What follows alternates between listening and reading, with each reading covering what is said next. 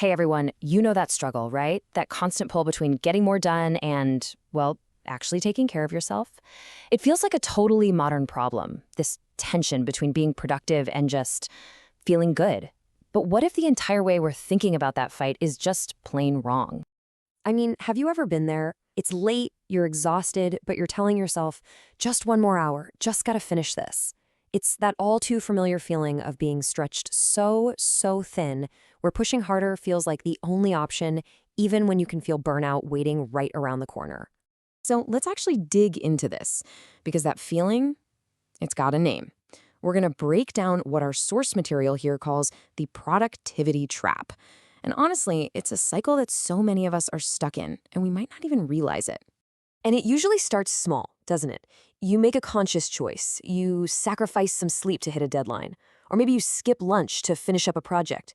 Pretty soon we start treating these fundamental physical needs, like rest, food, moving our bodies, not as necessities, but as, I don't know, optional luxuries we just can't afford right now.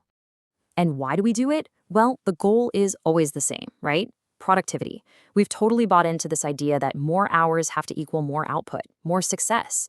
But it's such a dangerous trade-off, basically sacrificing our body's fundamental well-being for the sake of getting ahead.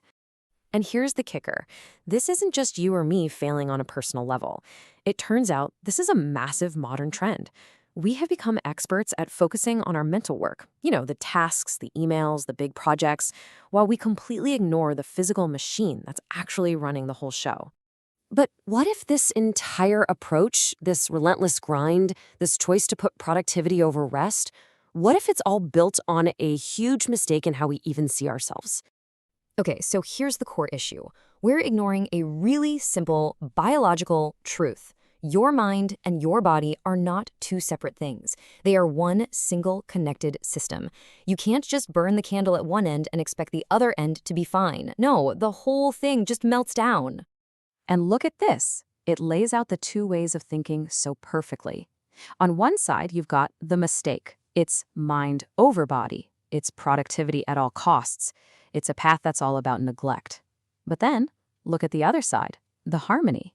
This is mind and body. Here, well-being isn't an afterthought. It is the foundation for everything else. It's a total game changer. Okay, so if that's the big mistake, what's the fix? What's the alternative path? Well, thankfully there is one, and our source calls it the path of harmony. The solution is framed as a virtuous counterpoint. I love that phrase. It basically just means practicing holistic harmony. So what's that?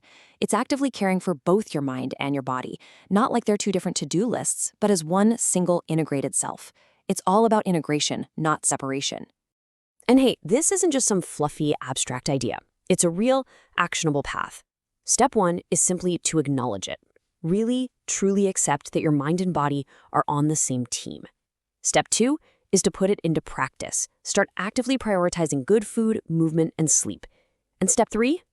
Well, that's the long game, constantly maintaining that crucial balance. All right, let's take this even deeper now, because this is about more than just avoiding burnout. It's about completely reframing how we think about our health in the first place, especially in relation to our work and our lives. Just take a look at this quote, seeing health as a foundation of virtue.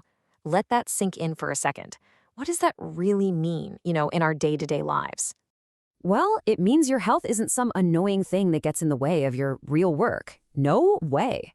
Your health is the work. It's the actual platform you build everything else on top of. Being physically well doesn't take away from your mental performance. It's what makes it possible. It is the absolute foundation.